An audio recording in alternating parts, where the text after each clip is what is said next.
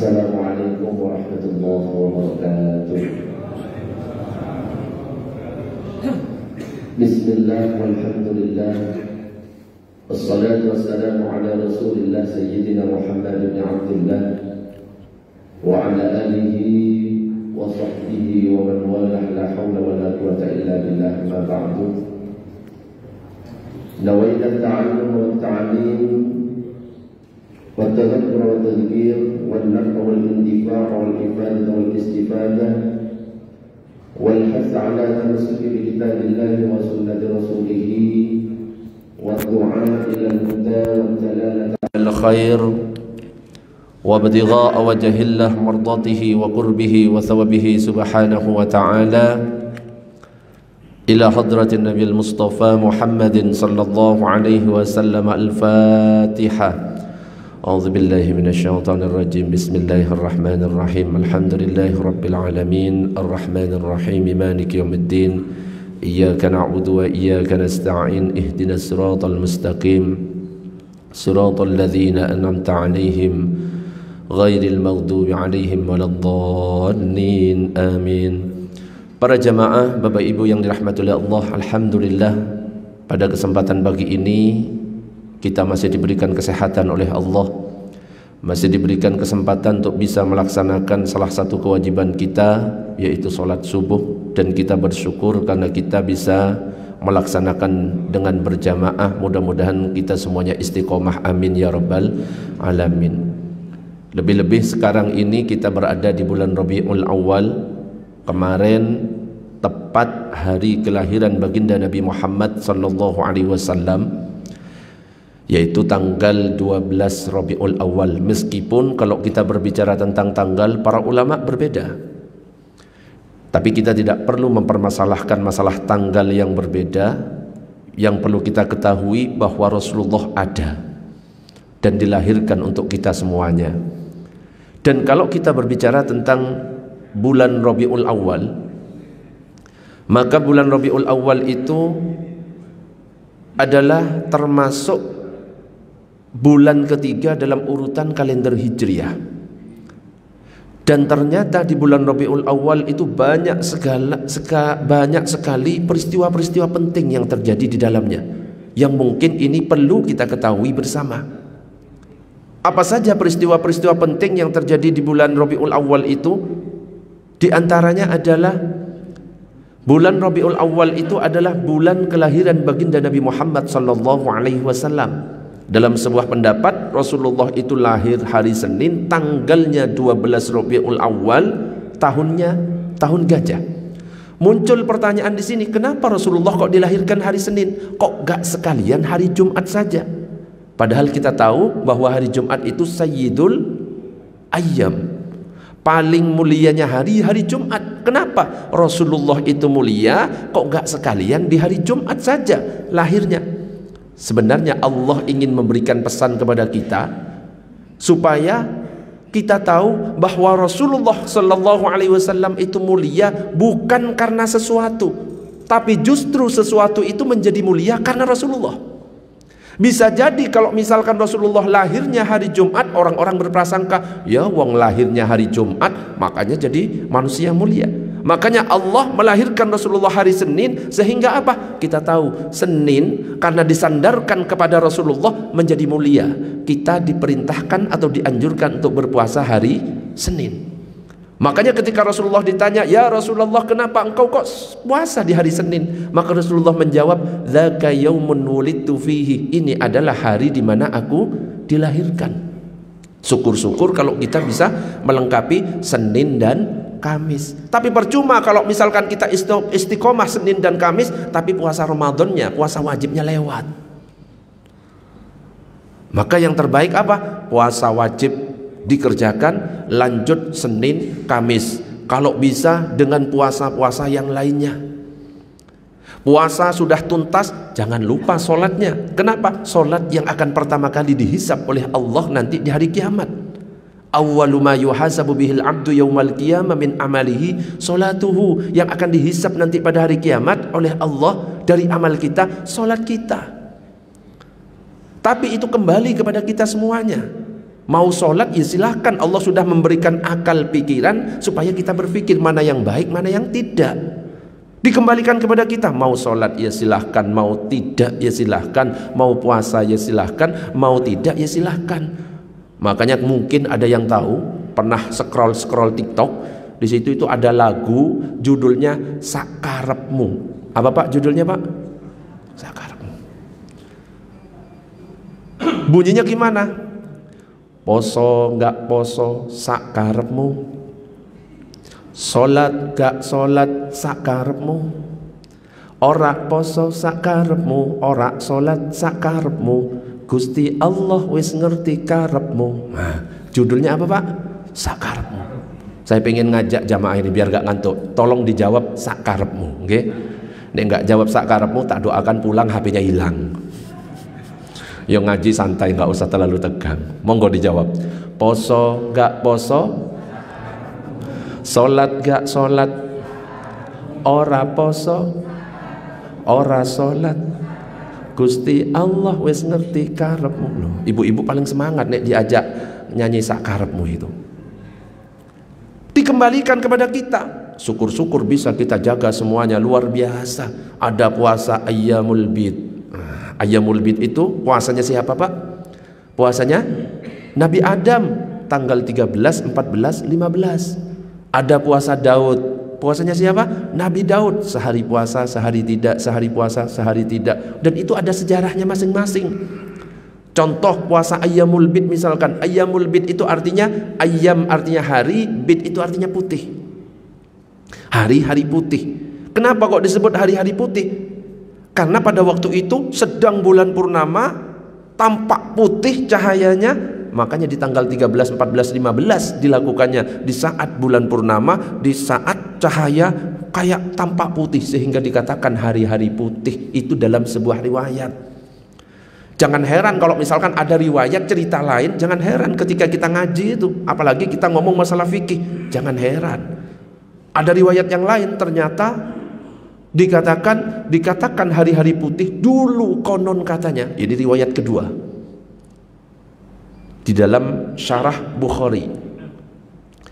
Saat Nabi Adam diusir oleh Allah, ternyata terbakar oleh matahari, gosong semuanya. Badan itu semuanya menghitam. Ketika sampai di bumi, Allah memberikan petunjuk, hei Adam, kalau pengen badanmu kembali putih, silahkan berpuasa 3 hari di tanggal 13, 14, 15. Maka Nabi Adam berpuasa di tanggal 13, berpuasa memutih sepertiganya. Tanggal 14 berpuasa memutih lagi sepertiganya. Akhirnya berapa? 2/3. Tanggal 15 berpuasa putih total, kembali seperti semula. Makanya ini cara terbaik untuk ibu-ibu mau perawatan supaya kulitnya putih, bisa berpuasa Ayyamul Bid. Tapi harus lengkap 3. Kalau cuma puasa sekali, belang Bu nanti. Hitam putih, hitam putih. Allahumma shalli ala Sayyidina Muhammad. Muncul pertanyaan yang kedua, kenapa kok dinamakan tahun gajah, kok nggak tahun yang lain? Ya karena memang pada waktu Nabi akan dilahirkan terjadi apa? Penyerangan pasukan bergajah yang dipimpin oleh Abraha, ingin menghancurkan Ka'bah, dan ternyata Allah mencegahnya dengan menghadirkan burung ababil. Kalau kita ngomongnya itu burung ababil, sekelompok burung yang membawa 3 kerikil dari neraka yang kemudian dilemparkan dari atas, hancur semuanya tak bersisa. Dan ini diabadikan oleh Allah dalam surat Al-Fil. Alam taro kaifa fa'ala rabbuka bi ashabil fil alam yaj'al kaidahum fi tadlil wa arsala alaihim tayran ababil tarmihim bihijaratim min sijil faja'alahum ka'asfim ma'kul. Itu peristiwa yang pertama. Peristiwa yang kedua, ternyata Rasulullah itu hijrahnya di bulan Rabiul Awal. Meskipun kita tahu bulan Muharram itu secara resmi menandai awal tahun Hijriyah, ternyata menurut Sirah Nabawiyah karya Syekh Safiyur Rahman Mubarakfuri itu dikatakan Nabi mulai berhijrah pada malam Senin tanggal 1 Rabiul Awal tahun 1 Hijriah. Dan tiba di Kuba pada tanggal 8 Rabiul Awal, tinggal selama 4 hari. Nah, di Kuba itu Nabi mendirikan masjid yang pertama yang namanya Masjid Kuba. Makanya di samping bulan Rabiul Awal itu adalah bulan kelahiran Nabi, merupakan bulan hijrahnya Nabi, juga pendirian masjid pertama yaitu Masjid Kuba. Itu juga di bulan Rabiul Awal. 4 hari Rasulullah tinggal di Kuba mendirikan Masjid Kuba. Setelah 4 hari di tanggal 12 Rabiul Awal Rasulullah melanjutkan perjalanan hijrahnya. Nah, di situ ternyata Rasulullah menerima wahyu untuk melaksanakan sholat Jumat. Dan peristiwa ini menandai dimulainya pelaksanaan sholat Jumat sebagai ibadah rutin dalam Islam. Ini juga peristiwa penting. Pelaksanaan sholat Jumat pertama, perintah pertama, yaitu terjadi di bulan Rabiul Awal. Banyak sekali peristiwa-peristiwa yang sebenarnya terjadi di bulan Rabiul Awal yang kadang-kadang kita tidak mengetahuinya. Dan juga yang mungkin harus kita ketahui, di samping Rasulullah dilahirkan di bulan Rabiul Awal, dan ternyata Rasulullah juga wafat di bulan Rabiul Awal. Allahumma sholli ala Sayyidina Muhammad. Jadi 5 hal ini diantaranya, masih banyak kejadian-kejadian yang lain. Peristiwa penting yang pertama, bulan Rabiul Awal, bulan kelahiran Nabi. Yang kedua, bulan Rabiul Awal, hijrahnya Nabi. Yang ketiga, bulan Rabiul Awal, pendirian masjid pertama yaitu Masjid Kuba. Yang keempat, bulan Rabiul Awal, digelarnya sholat Jumat pertama. Yang kelima, bulan Rabiul Awal adalah bulan wafatnya baginda Nabi Muhammad sallallahu alaihi wasallam. Nah, sekarang kita berbicara tentang kelahiran Rasulullah sallallahu alaihi wasallam. Seperti yang sudah saya singgung tadi, Rasulullah itu lahir pada hari Senin 12 Rabiul Awal tahun Gajah, bertepatan dengan tanggal 23 April 571 Masehi. Tapi banyak riwayat-riwayat yang lain, tidak perlu dipermasalahkan masalah perbedaan riwayat. Dan kelahiran beliau itu bukan sekedar sejarah, tapi rahmat terbesar bagi alam semesta ini. Makanya di dalam surat Al-Anbiya ayat 107 itu disebutkan, wa ma arsalnaka illa rahmatan lil alamin. Dan tidaklah kami mengutus kamu melainkan untuk menjadi rahmat bagi semesta alam. Dan rahmat di sini yang dimaksud adalah apa? Kasih sayang, kebaikan, cahaya hidayah. Kalau seandainya kita dapat pulsa bonus kuota 1 bulan, kita senangnya luar biasa. Apalagi yang kita dapatkan ini adalah rahmat terbesar, harusnya kita lebih bahagia. Bahkan tidak hanya dikatakan rahmat terbesar, Rasulullah itu juga dikatakan nikmat terbesar yang Allah berikan kepada kita. Itu lahirnya baginda Nabi Muhammad SAW. Makanya dalam sebuah buku yang berjudul Cahaya, yang ditulis oleh Al-Habib Abu Bakar bin Hasan Al-Atas Az-Zabidi, itu ditulis sebuah dialog antara Allah dan Nabi Daud. Nabi Daud itu bertanya, "Ya Rob, nikmat terkecil apa yang engkau berikan kepada kami?" Allah menjawab, "Nikmat terkecil yang aku berikan kepada kalian adalah kalian bisa bernafas, menghirup oksigen setiap detiknya. Itu adalah nikmat terkecil." Bayangkan, menghirup oksigen adalah nikmat terkecil.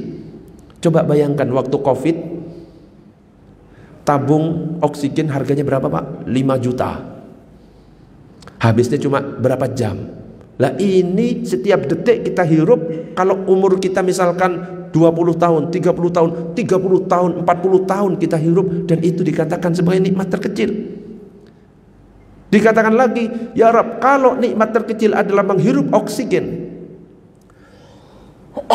nikmat terbesar apa yang engkau berikan kepada kami?" Diciptakannya baginda Nabi Muhammad sallallahu alaihi wasallam. Makanya benar dalam hadis qudsi itu dikatakan, laulaka ya Muhammad ma khalaqtul aflak. Seandainya tidak ada engkau Muhammad, aku tidak akan menciptakan alam semesta ini. Makanya kita harus bersyukur bangga menjadi umat baginda Nabi Muhammad sallallahu alaihi wasallam. Bagaimana cara kita bersyukur, cara kita bangga? Yaitu dengan menghidupkan sunnahnya.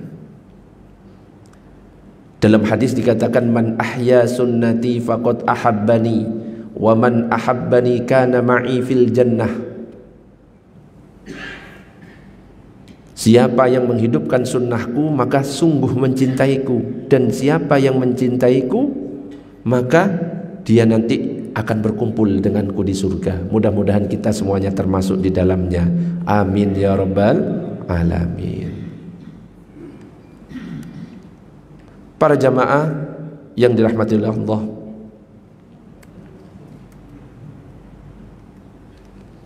maka tunjukkan rasa cinta kita, rasa bangga kita akan kelahiran baginda Nabi Muhammad sallallahu alaihi wasallam. Jangan sampai ketika kita mendengar tentang kelahiran Rasulullah justru malah kita nggak senang. Kenapa? Dikatakan di dalam kitabnya Ibnu Katsir yang ditulis oleh Ibnu Katsir dalam kitab Bidayah wan Nihayah. Gak muncul ya kayaknya ya. Mati. Sebentar. Gak muncul, kurang seru.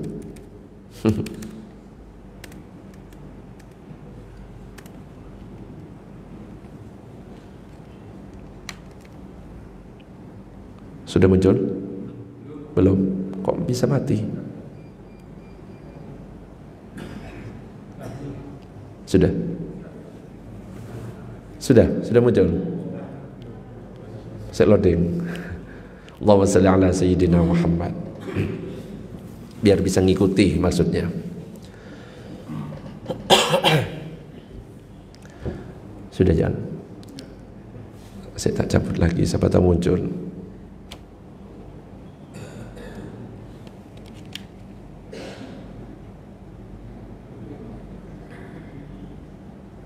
Belum muncul? Kok nggak muncul, kenapa?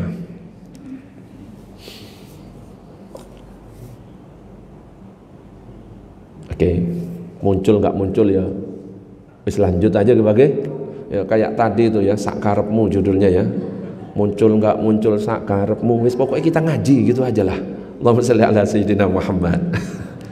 Maka sekali lagi, cara bentuk syukur kita kepada Allah adalah dengan menghidupkan sunnahnya. Man ahya sunnati faqad ahabbani wa man ahabbani kana ma'i fil jannah. Barang siapa yang menghidupkan sunnahku maka dia telah mencintaiku, dan barang siapa yang telah mencintaiku maka aku bersamanya di surga. Mudah-mudahan kita semuanya termasuk yang berkumpul di surga. Amin ya rabbal alamin. Para jamaah, Bapak Ibu yang dirahmati oleh Allah, jangan sampai kita termasuk orang yang benci akan kelahiran Rasulullah sallallahu alaihi wasallam. Kenapa? Ini disebutkan oleh Ibnu Katsir dalam kitabnya Al-Bidayah wan Nihayah. Apa kata beliau? Anna iblisa ronna arba'a ronnatin. Iblis itu pernah nangis berteriak sekencang-kencangnya dalam 4 keadaan. Kapan 4 keadaan di mana iblis ini nangis, tidak suka, berteriak sekencang-kencangnya? Ibnu Katsir mengatakan, hina lu'ina, ketika iblis dilaknat. Yang kedua adalah hina uhbita, ketika iblis diusir. Jadi dulu iblis ini tempatnya di mana? Di surga, bareng dengan para malaikat. Bahkan yang menjadi gurunya para malaikat itu dulu iblis. Akhirnya iblis itu merasa mulia. Ketika Allah pada akhirnya menciptakan Nabi Adam, dikatakan dalam surat Al-Baqarah, wa idz qulna lil malaikati isjudu li adama fasajadu illa iblis aba wastakbara wa kana minal kafirin. Allah menciptakan Nabi Adam kemudian memerintah kepada seluruh penduduk langit, wahai para penduduk langit, ini ciptaanku, Adam, sujud semuanya. Sujud di sini bukan sujud ibadah. Maka semua penduduk langit sujud. Hanya satu yang gak mau sujud. Siapa? Iblis. Ditanya oleh Allah, hei iblis, kenapa kamu kok gak mau sujud? Ana khairum minhu khalaqtani min nar wa khalaqtahu min tin. Aku lebih baik daripada Adam. Engkau ciptakan aku dari api, sedangkan Adam engkau ciptakan dari tanah. Aku gak mau sujud. Karena sifat sombongnya itu, akhirnya apa? Iblis dilaknat, iblis diusir dari surga. Makanya Nabi itu mengingatkan kepada kita, la yadkhulul jannah man kana fi qalbihi mithqalu dzarratin min kibrin. Tidak akan masuk surga orang yang di dalam hatinya ada sebesar biji sawi kesombongan. Makanya kita jaga baik-baik, jangan sampai sombong. Kita buang jauh-jauh penyakit hati, iri, dengki, dan sejenisnya. Kita itu kadang-kadang ya sifat-sifat seperti itu sering muncul. Ya, ada ibu-ibu misalkan ngelihat tetangganya beli kompor, ternyata dia yang kepanasan. Ada nggak orangnya? Teko bu, wongnya teko.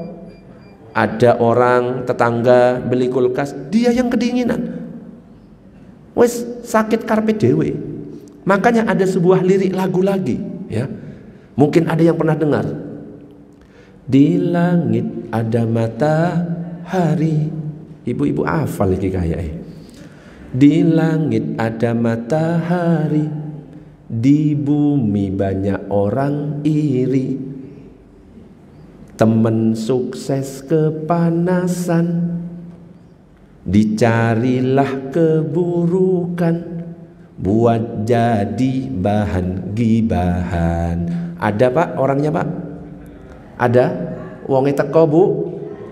Hah? Oh nggak ada. Kalau nggak ada tak lanjut lagi. Di langit ada matahari, di bumi banyak orang iri. Mulutnya tajam-tajam, gak punya perasaan, sibuk dengan urusan orang. Wongnya teko bu? Ya wis, masa tak lanjutkan terus gak selesai-selesai ngajinya. Allahumma sholli ala sayyidina Muhammad. Jadi iblis itu nangis dalam 4 keadaan. Yang pertama adalah ketika dilaknat oleh Allah, ketika diusir oleh Allah, dan kemudian adalah hina wulida Rasulullah sallallahu alaihi wasallam, ketika Rasulullah dilahirkan. Nangis iblis. Kenapa? Merasa terancam. Kenapa? Iblis itu tujuan ingin menyesatkan kita, menyesatkan anak keturunan Adam, supaya apa? Nemeni nanti di neraka. Lah, lahir Rasulullah yang akan menjadi penyelamat mereka-mereka yang akan diajak oleh iblis itu ke neraka. Terancam, teriak, nangis sekencang-kencangnya. Dan yang keempat, iblis itu juga nangis berteriak sekencang-kencangnya adalah wahina unzilatil Fatihah, ketika surat Al-Fatihah diturunkan. 4 keadaan ini iblis tidak senang, tidak suka, nangis dan teriak sekencang-kencangnya. Allahumma shalli ala sayyidina Muhammad. Makanya kita harus bangga, harus senang akan kelahiran Rasulullah. Caranya gimana? Kita tiru akhlaknya Rasulullah. Akhlaknya Rasulullah itu seperti apa? Banyak sekali akhlaknya Rasulullah. Karena memang tugasnya Rasulullah diantaranya adalah apa? Sebagaimana dalam hadis yang diriwayatkan oleh Imam Al-Baihaqi, innama bu'ithtu liutammima makarimal akhlak, kata Rasulullah, sesungguhnya aku diutus hanya untuk menyempurnakan akhlak mulia. Bahkan Rasulullah ini mendapatkan pujian langsung dari Allah. Sebagaimana dalam surat Al-Qalam, wa innaka la'ala khuluqin azim. Allah memuji akhlaknya Rasulullah, sesungguhnya engkau Muhammad berada dalam akhlak yang agung. Dan juga di dalam Al-Quran disebutkan, laqad kana lakum fi rasulillahi uswatun hasanah liman kana yarjullaha wal yawmal akhir wa zakarallaha katsira. Sesungguhnya telah ada pada diri Rasulullah itu uswatun hasanah, suri teladan yang baik bagimu, yaitu bagi orang yang mengharap rahmat Allah dan kedatangan hari kiamat, dan dia banyak menyebut Allah. Rasulullah itu akhlaknya luar biasa. Di antaranya bermuka manis, ceria, lemah lembut, tawadhu, tidak kasar, nggak suka mencaci, nggak suka menghujat orang lain. Intinya kebaikan-kebaikan semuanya ada dalam diri Rasulullah Sallallahu Alaihi Wasallam. Termasuk kita harus mencontoh. Saat berdakwah kita harus contoh juga. Rasulullah itu kalau berdakwah lembut caranya. Makanya dalam Al-Quran itu dikatakan ud'u ila sabili rabbika bil hikmah wal mau'izatil hasanah. ajak orang-orang itu ke jalan Tuhanmu dengan cara apa? Bil hikmah wal mau'izatil hasanah, dengan cara bijak dan nasihat yang baik. Jangan langsung main tuduh, jangan langsung nyalah-nyalahkan orang, jangan langsung neraka-neraka orang. Kita dakwah itu harus santun. Islam ini agama yang ramah, bukan agama yang marah-marah. Makanya kalau kita berbicara tentang dakwah, dakwah itu mengajak, bukan mengejek. Dakwah itu mengajar, bukan menghajar. Dakwah itu membina, bukan menghina. Dakwah itu mencintai, bukan mencaci. Dakwah itu menasehati, bukan menusuk hati. Kita rangkul semuanya meskipun beda dengan kita. Seandainya ada yang berpendapat beda, kita menghormati, dan mereka yang berbeda juga menghormati kita. Insya Allah negara kita adem, Mbak. Allahumma shalli ala Sayyidina Muhammad. Nah, kalau kita sudah menghidupkan sunnah-sunnahnya, maka insya Allah kita akan berkumpul dengan orang yang kita cintai, yaitu baginda Nabi Muhammad sallallahu alaihi wasallam. Makanya dalam hadis itu dikatakan al-mar'u ma'aman ahabba. Seseorang itu akan dikumpulkan bersama siapa yang dicintai. Kita rangkul siapapun yang berbeda dengan kita dan sesuaikan, ya, dengan jamaahnya. Kalau ke anak-anak muda nggak bisa, ceramah-ceramah kayak gini nggak bisa. Kalau ke anak-anak muda nggak bisa, harus disesuaikan. Anak muda ini senangnya apa? Sisipkan dakwah, sisipkan nasihat di dalamnya. Oh, anak muda ini senangnya sholawatan, sisipkan dakwah di dalamnya. Contoh misalkan, Salatullah salamullah ala taha rasulillah, salatullah salamullah ala yasin habibillah. Sisipkan di situ, kasih pesan. Hei kawan, yuk kita ngaji kepada para kiai sebagai bekal di saat mati. Hujan gak hujan tetap ngaji. Itu ada dalilnya semua itu. Hei kawan, yuk kita ngaji. Kita ngajak orang ngaji. Dalilnya apa? Man dalla ala khairin falahu mislu ajri fa'ilihi. Siapa yang mengajak kebaikan dan orang itu melakukan, kita dapat pahala sama dengan kebaikan yang dilakukan. Hei kawan, yuk kita ngaji. Ngaji ke siapa? Ngaji kepada kiai. Memang kita harus merujuk kepada guru-guru kita. Gak boleh belajar otodidak terus kita simpulkan sendiri, kita fatwakan, gak boleh. Dalam Al-Quran disebutkan fas'alu ahlaz zikri in kuntum la ta'lamun. Tanyakan kepada ulama jika kamu tidak mengetahui. Ada dalilnya semua. Bahkan dikatakan oleh sebagian ulama, malam yakun lahu syaihun fasyaihuhu syaiton. Siapa yang tidak punya guru, gurunya adalah setan. Hei kawan, yuk kita ngaji kepada para kiai, terus sebagai bekal di saat mati. Tujuannya apa? Supaya ibadahnya benar. Man dakhalal qabra bila zadin faka'annama raqibal bahru bila safinah. Siapa yang mati gak bawa bekal, nanti apa? Ibaratnya orang yang mengarungi samudra tanpa bahtera. Loh, ada hujan gak hujan tetap ngaji. Artinya mau hujan mau gak hujan, ayo istiqomah ngaji. Jadi sisipkan nasihat yang memang di situ itu diambil dari Al-Quran, diambil dari hadis. Hei kawan, yuk bersolawat. Ada nggak dalilnya kira-kira? Ya ada lah. Ya ayyuhal apa? Innallaha wa malaikatahu yusalluna 'alan nabi. Ya ayyuhalladzina amanu sallu 'alaihi wa sallimu taslima. Ada. Hei kawan, yuk bersolawat. Solawatnya ke siapa? Kepada baginda Nabi Muhammad. Supaya apa? Agar kelak mendapat syafaat. Akhirnya gimana? Selamat dunia akhirat. Masuk kalau ke anak muda. Allahumma salli ala Sayyidina Muhammad. Kalau kita berbicara tentang Rasulullah sallallahu alaihi wasallam, sekarang kita lihat dalil Al-Quran dan hadisnya. Dalam Al-Quran itu disebutkan, qul bi fadlillahi wa bi rahmatihi fabidzalika falyafrahu huwa khairum mimma yajma'un. Katakanlah, dengan karunia Allah dan rahmatnya hendaklah dengan itu mereka bergembira. Nah, kata rahmat dalam ayat ini dikatakan oleh sebagian ulama rahmat itu merujuk kepada Rasulullah sallallahu alaihi wasallam. Kenapa? Ada ayat lain yang berbunyi wa ma arsalnaka illa rahmatan lil alamin. Tidak diutus engkau Muhammad kecuali untuk rahmat semesta alam. Maka kita diperintahkan dengan karunia Allah dan rahmatnya yaitu Nabi Muhammad, hendaklah kita sambut dengan gembira. Artinya apa? Kita disuruh gembira akan kelahiran Rasulullah. Tapi jangan aneh-aneh. Kadang-kadang kita lihat oknum, tapi oknum solawatan, ngumpul laki-laki perempuan, terus joget-jogetan. Itu haram, bid'ah kalau seperti itu. Gak boleh kalau seperti itu. Tetap harus sesuai dengan ketentuan yang berlaku. Juga dikatakan lagi, seperti yang sempat saya singgung, Nabi berpuasa di hari Senin karena itu merupakan hari kelahirannya. Juga hadis yang lain riwayat Muslim dikatakan la yu'minu ahadukum hatta akuna ahabba ilaihi min walidihi wa waladihi wan nasi ajmain. Tidak sempurna iman seseorang hingga aku lebih ia cintai daripada orang tuanya, anaknya dan seluruh manusia. Allahumma shalli ala sayyidina Muhammad. Dan ketika Rasulullah sallallahu alaihi wasallam lahir, ini soalnya cerita, ini nggak bisa dipotong dengan pertanyaan.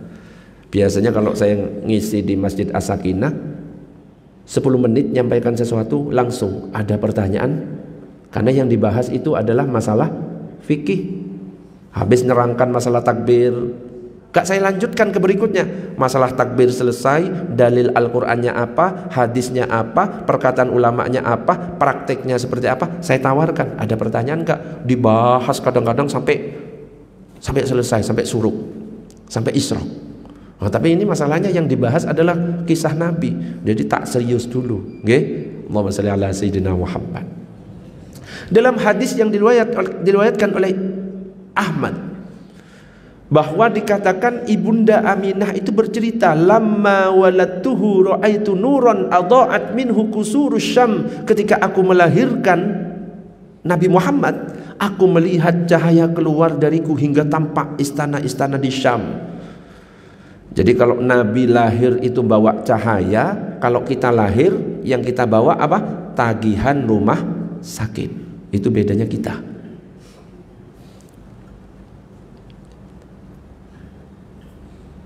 Dan pada waktu Rasulullah akan dilahirkan, banyak kejadian-kejadian seperti penyerangan tentara bergajah seperti yang sudah saya ceritakan. Dan juga di dalam kitab Dalailun Nubuwah Al-Baihaqi mengatakan api Majusi yang ribuan tahun menyala tiba-tiba padam. Coba bayangkan, api yang gak pernah padam ribuan tahun tiba-tiba padam. Wong kita saja misalkan lampu mati 30 menit, bingung gak? Bingung, PLN-nya di demo. Lah ini apinya Majusi yang 1000 tahun, ribuan tahun gak pernah mati, tiba-tiba padam. Dinyalakan, mati lagi, gak bisa. Kira-kira bingungnya kayak apa? Bingung. Itu kejadian-kejadian ketika menjelang Rasulullah dilahirkan. Dan ini pertanda kekuatan kufur akan runtuh dengan lahirnya Islam. Jadi kelahiran Nabi itu mampu memadamkan api kesesatan. Itu isyarat dari Allah Subhanahu wa ta'ala. Allahumma sholli ala sayyidina Muhammad. Kemudian kalau kita berbicara tentang Nabi Muhammad, siapa yang pertama memberi nama Muhammad? Kira-kira siapa, Pak? Siapa yang memberi nama Muhammad? Halo? Ini masih ada penghuninya? Alhamdulillah. Siapa yang memberi nama Muhammad? Ibunya? Kakeknya? Atau ngasih nama sendiri? Ternyata dikatakan bahwa dulu sebelum lahirnya Nabi Muhammad, orang-orang Arab Quraisy itu nggak ada yang pakai kata Muhammad. Biasanya yang dipakai Harith, Abdusyam, Abdu Manaf, Sa'ad dan lain sebagainya.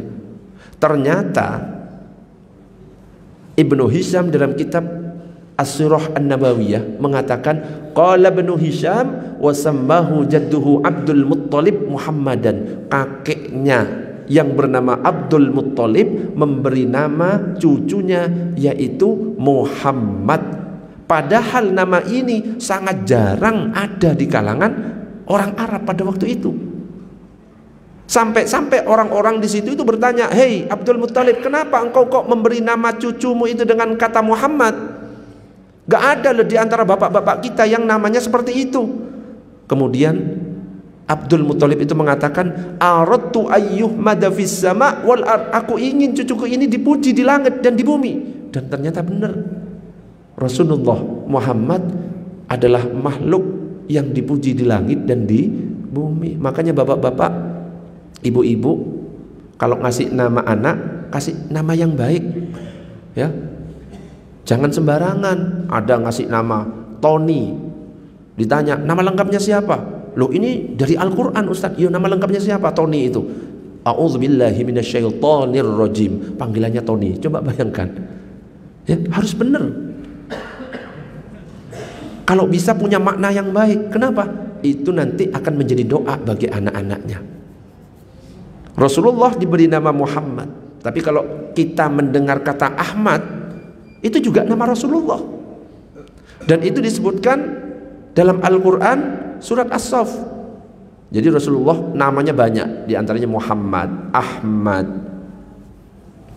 Kalau orang Jawa itu namanya diubah menjadi Pujiono, ya. Itu sebenarnya Muhammad kalau dalam bahasa Arab. Pujiono, Pujianto.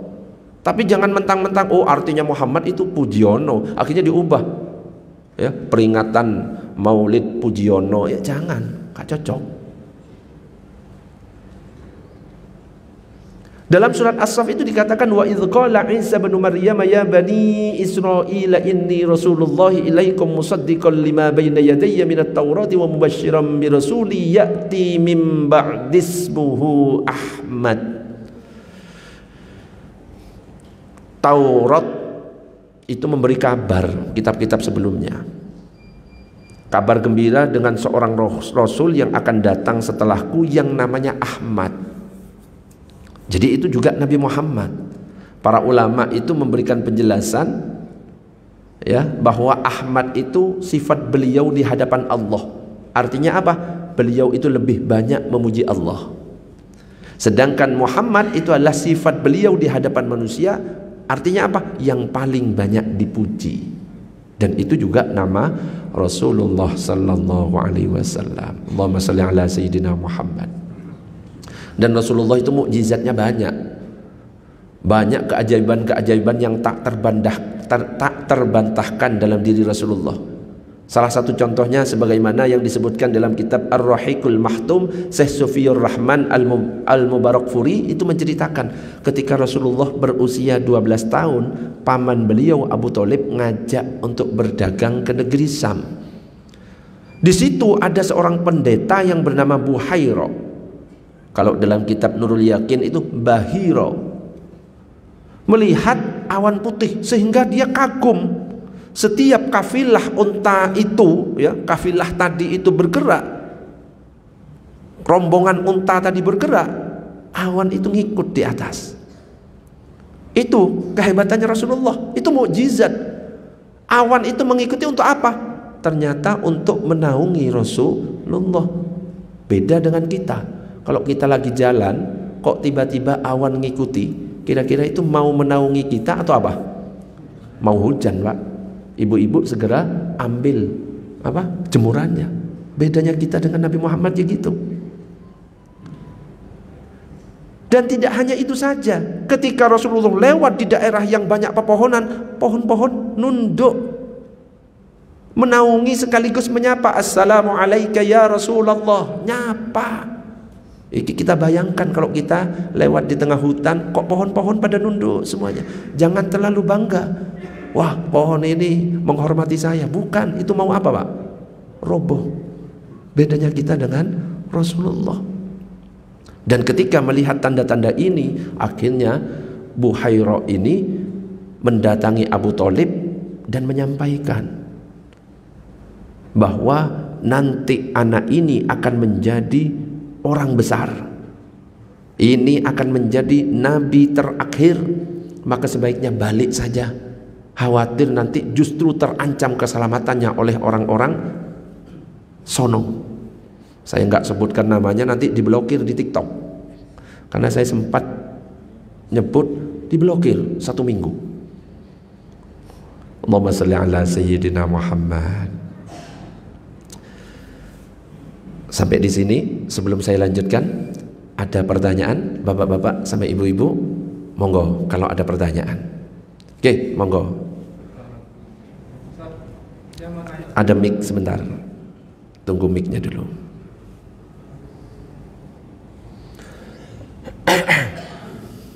Assalamualaikum warahmatullahi wabarakatuh. Waalaikumsalam. Saya mau tanya, apa dasar hukum dan dalil perayaan Maulid Nabi? Terus yang kedua, apakah merayakan Maulid Nabi termasuk kewajiban agama? Kewajiban agama. Terus yang ketiga, bagaimana cara terbaik dalam merayakan Maulid Nabi? Ya, merayakan Maulid Nabi. Padahal sengaja saya menghindari pembahasan ini. Ditanya. Jamaah As-Sakinah. Ya. Enggak di As-Sakinah nanya, enggak di sini ya nanya ya. Sip, tapi pertanyaan bagus. Kalau ada pertanyaan, alangkah baiknya menjawab secara fair. Mau kita setuju ataupun tidak setuju, sampaikan dua-duanya. Kira-kira sebelum saya jawab, kalau yang hadir di sini berpandangan memperingati Maulid Nabi boleh atau tidak, Pak? Ada enggak di antara yang hadir di sini yang mengatakan tidak boleh? Ada. Dan kita harus saling menghormati. Dan memang keadaannya seperti itu. Para ulama itu berbeda sebenarnya. Kita harus akui itu. Pandangan ulama tentang peringatan Maulid Nabi, ada yang mengatakan boleh, ada yang mengatakan tidak boleh. Yang mengatakan boleh dasarnya apa?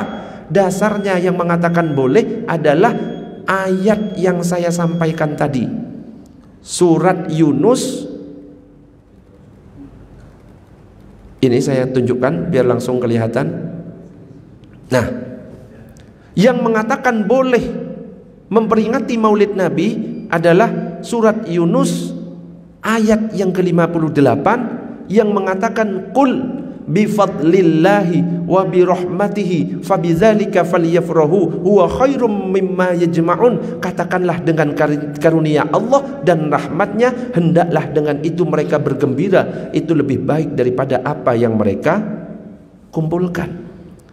Sempat saya singgung tadi, kata rahmat di sini itu dikatakan oleh sebagian para ulama, wa ma arsalnaka illa rahmatan lil alamin. Tidak diutus Muhammad itu kecuali sebagai rahmat semesta alam. Makanya di sini akhirnya para ulama sebagian mengatakan kita harus bergembira menyambut lahirnya baginda Nabi Muhammad. Tentunya harus dengan cara yang benar. Kalau isinya baik, maka boleh-boleh saja. Dan pendapat yang mengatakan boleh-boleh saja, saya kutipkan dari para ulama. Ini. Dan juga tentunya saya sebutkan yang mengatakan tidak boleh, biar ngerti semuanya. Muncul enggak Jal? Hah? Gak muncul. Sebentar. Hah? Gak muncul. Ya sudah, gak apa-apa, tak munculkan sebentar.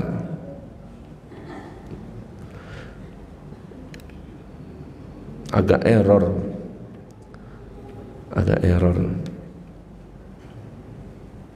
Jadi biar ngerti sekalian tentang perbedaan di antara para ulama.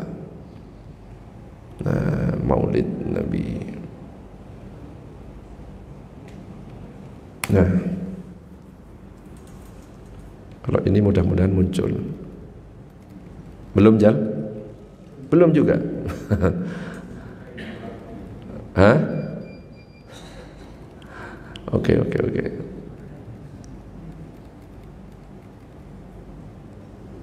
Nah ini, Bismillah. Muncul? Potan? Sudah muncul? Oh sana enggak ya? Iya soalnya kan baru pendapat pertama ya. Nanti kalau pendapat kedua muncul nanti. Ya, ini baru pendapat pertama. Nah ini, Jadi salah satu ulama yang mengatakan tentang boleh memperingati Maulid Nabi adalah Profesor Dr. Sayyid Muhammad bin Alawi Al-Maliki Al-Hasani. Beliau mengatakan inna awwalal muhtafilina bil maulid huwa sahibul maulid wa huwa an-nabiy sallallahu alaihi wasallam kama jaa fil hadits sahih alladzi rawahu Muslim lamma su'ila an siyami yaumal itsnain qala sallallahu alaihi wasallam dzaka yaumun wulidtu fihi.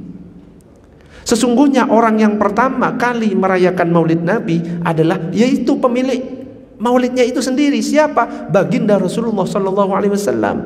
Kenapa? Ada hadis yang diriwayatkan oleh Imam Muslim, ketika itu Rasulullah ditanya, kenapa engkau kok berpuasa hari Senin?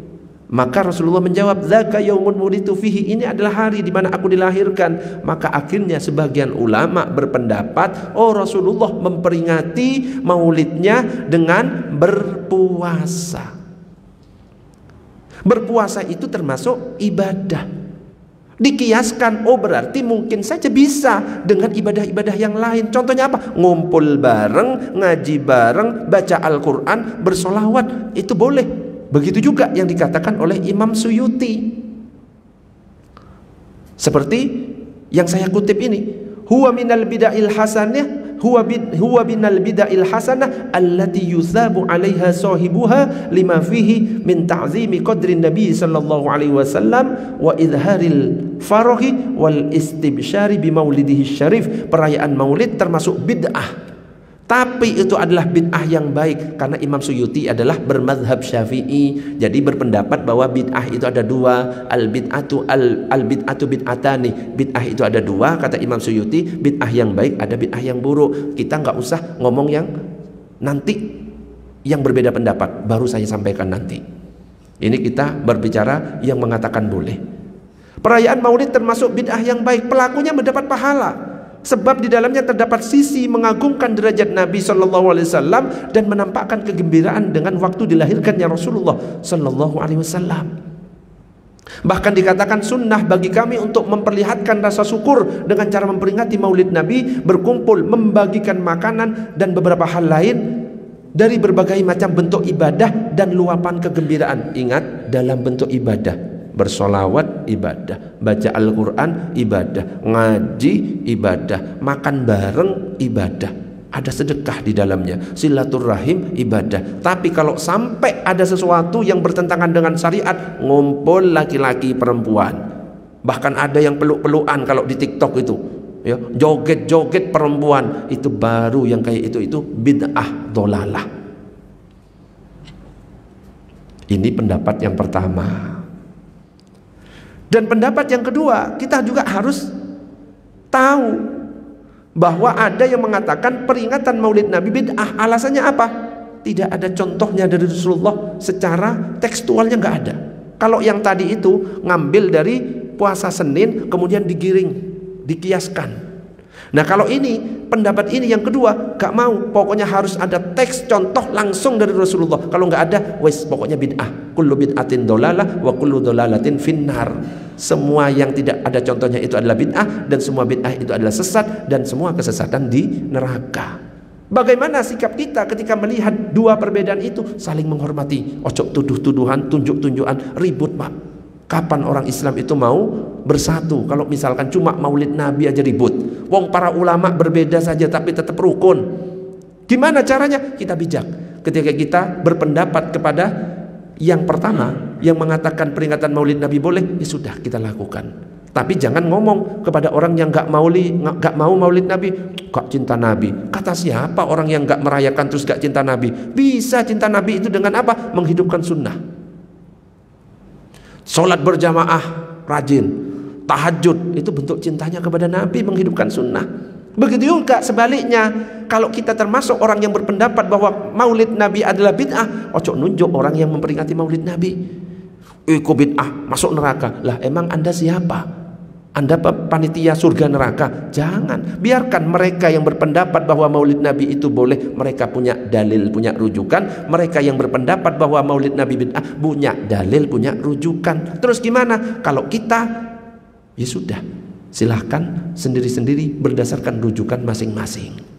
Selesai, gak usah ribut, nggih. Kalau Bapak pakai pendapat yang mana? Maulid Nabi boleh atau bid'ah? Dua-duanya. Ya Allah, pakai dua-duanya. Ya nggak iso lah. Hah? Bid'ah. Berarti membid'ahkan saya. Ya nggak apa-apa, boleh. Tapi jangan nunjuk Ustadz ini bid'ah. Oh, ya. Nggak boleh. Saya bid'ah Ustadz. Jadi saya nggak akan memperingati Maulid Nabi. Saya memperingati Maulid Nabi dengan puasa hari Senin. Bagus. Saya tak menghidupkan sunnah. Bagus. Tapi ketika nunjuk kamu itu nggak sesuai sunnah, berarti sudah tidak menghidupkan Nabi. Kenapa? Sudah ada dalam diri kita perasaan sombong, merasa diri paling sunnah. Bahaya. Kita diperintahkan untuk berbuat baik, tapi jangan merasa paling baik. Kita diperintahkan untuk menghidupkan sunnah, tapi jangan merasa diri paling sunnah. Bisa difahami enggak? Masih mau bilang saya bid'ah? Oh, corek ya. Jangan. Sing mau Maulid Nabi silahkan, tapi ingat ketentuan-ketentuannya harus diisi dengan kebaikan-kebaikan. Kita kan nggak pernah ketemu Rasulullah. Kita nggak pernah ketemu Rasulullah. Kapan lagi kita mau ngomong masalah Rasulullah? Coba, seandainya kita nggak ngaji tentang kelahiran Rasulullah, ada waktu nggak kita baca sendiri-sendiri? Belum tentu semua orang ada waktu membaca. Sirah Nabawiyah tebel, ya, tebel kitabnya itu. Nah, kita ngaji diringkas. Itu salah satu alasannya kenapa kok diperingati. Bukan kita rayakan seperti orang-orang yang kafir, bukan, ya. Terus buat apa namanya? Roti dikasih lilin, selamat ulang tahun Nabi Muhammad. Enggak kayak gitu, ya. Enggak kayak gitu. Allahumma shalli ala sayyidina Muhammad. Silakan, boleh berbeda tapi tetap harus rukun. Wa'tasimu bihablillahi jami'an wa la tafarraqu. Tetap berpegang erat kepada tali Allah, jangan berpecah belah. Gitu Pak G? Itu jawaban dari saya. Boleh dibantah loh ya jawaban saya. Jawaban saya itu enggak selalu benar. Ustadz, saya enggak setuju. Boleh. Tapi tunjukkan dalilnya. Ustadz, saya setuju. Boleh. Enggak usah tunjukkan dalil. Misalkan gitu. Ya, gitu Pak G? Setuju? Setuju yang mana? Maulid Nabi atau enggak? Yang enggak, iya. Enggak apa-apa. Setuju menghormati, gitu maksudnya. Alhamdulillah. Allahumma shalli ala sayyidina Muhammad. Ada lagi pertanyaan? Boleh, monggo.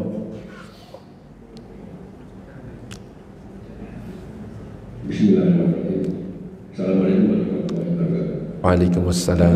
Dua pertanyaan Pak Ustaz. Yang pertama mengenai Nur Muhammad. Alam semesta ini diciptakan sebelum ada dunia dan sekitarnya, itu Nur Muhammad yang pertama. Yang kedua, Rasulullah Muhammad ini manusia biasa atau manusia luar biasa? Mohon pencerahan. Manusia biasa, manusia luar biasa. Superman bukan Superman. Ya. Pertanyaannya kok susah-susah sih dari tadi.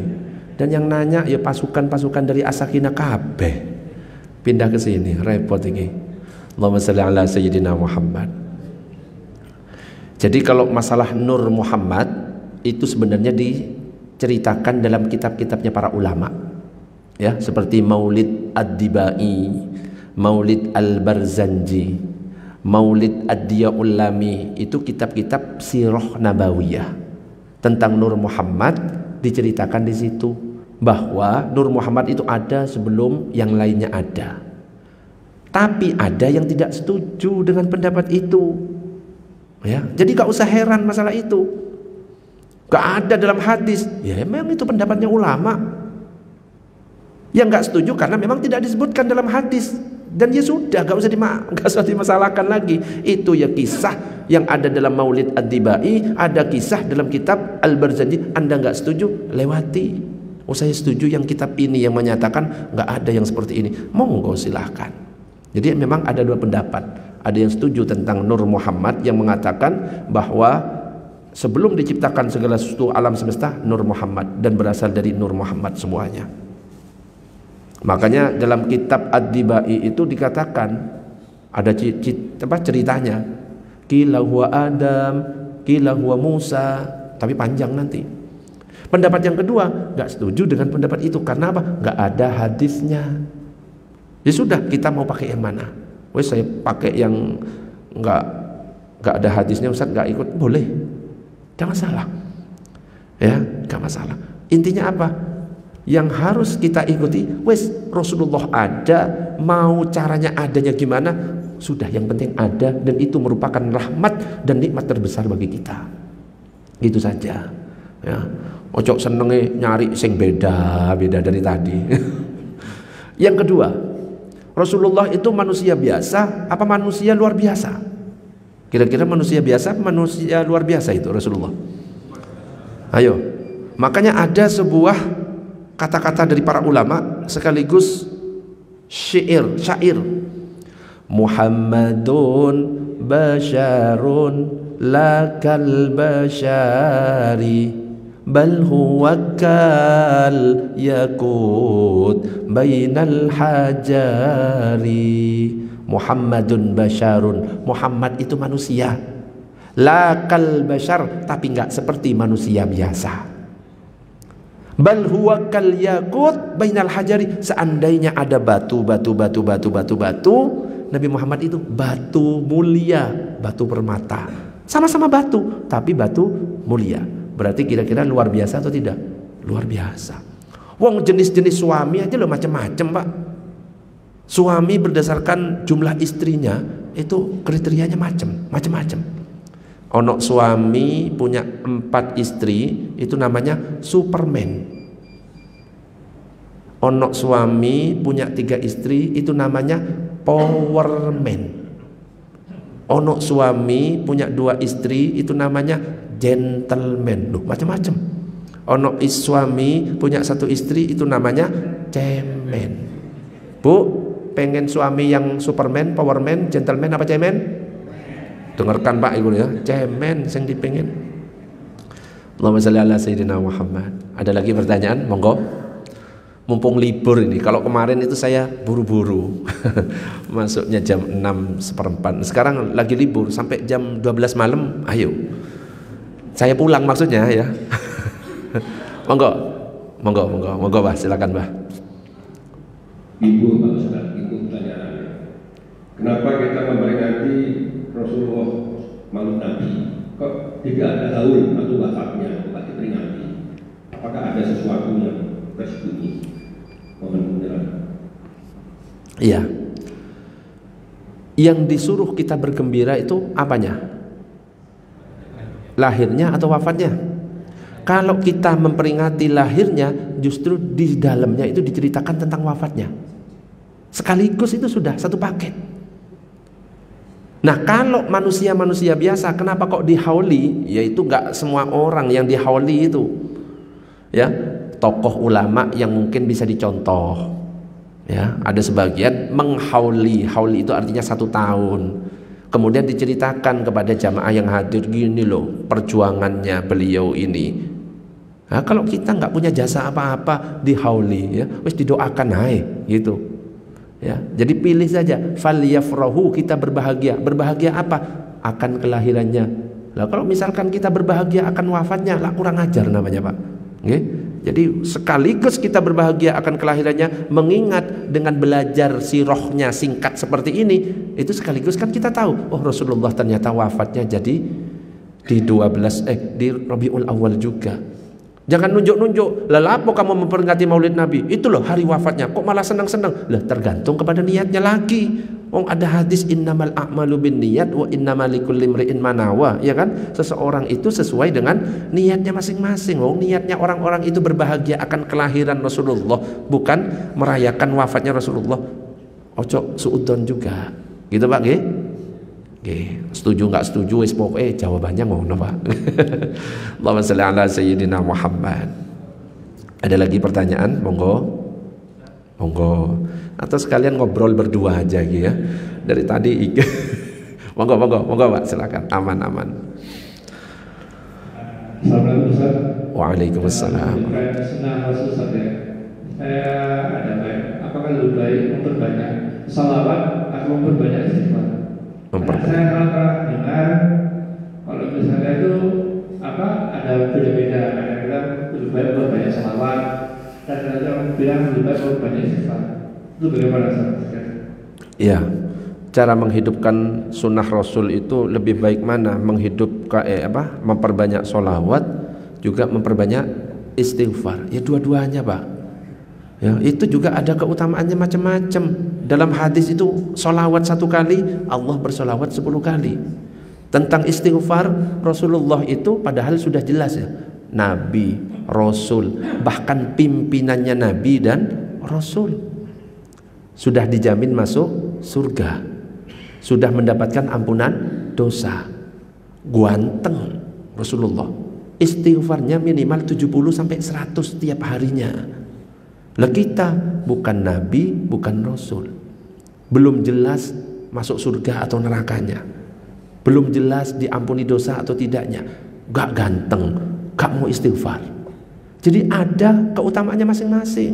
Ojo dibandingkan istighfar, ya istighfar bagi orang yang banyak dosa, istighfar.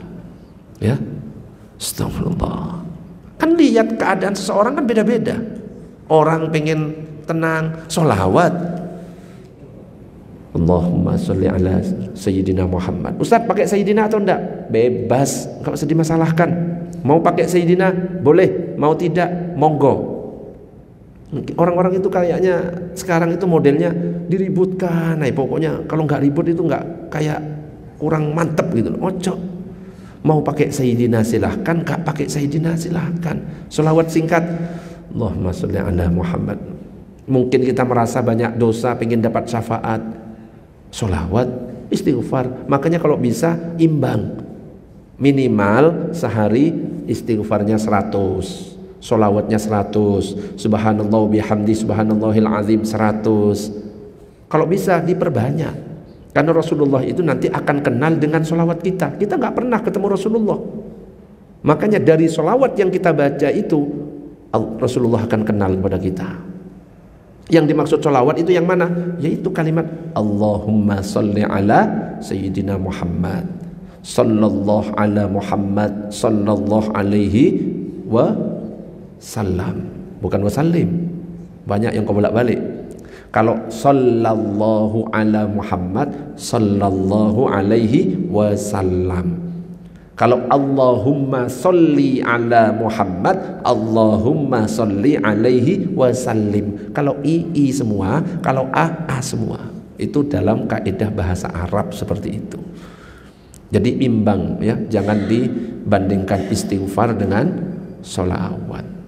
Oke, kalau bisa dua-duanya, itu semuanya punya keutamaan. Ada lagi pertanyaan? Monggo silakan.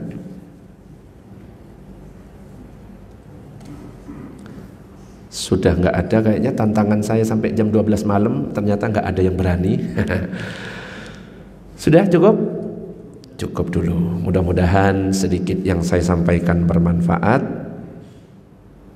Kurang dan lebihnya mohon dimaafkan. Jika ada yang tidak sepakat, ya boleh-boleh saja. Yang penting nggak usah saling menyalahkan, saling mencaci, memaki. Beda itu boleh, yang tidak boleh itu berpecah belah. Makanya semboyan negara kita itu adalah Bhinneka Tunggal Ika, berbeda-beda tetapi tetap satu. Ya, mau dia itu NU boleh, mau dia Muhammadiyah boleh, mau dia itu Salafi silahkan, mau dia itu Persis silahkan, mau dia itu ISIS ojo. Ya, nek ISIS jangan ya. Lah pokok ke ISIS segala. Ya, sing penting selama syahadatnya sama, la ilaha illallah Muhammadur Rasulullah, selama kiblatnya sama, selama Tuhannya sama, selama nabinya sama, selama kitab sucinya sama, kita semuanya adalah saudara. Wis cukup, selesai gitu aja. Mudah-mudahan bermanfaat. Kita tutup dengan doa kafaratul majlis. Subhanakallahumma wa bihamdika asyhadu an la ilaha illa anta astaghfiruka wa atubu ilaik. Demikian, assalamualaikum warahmatullahi wabarakatuh.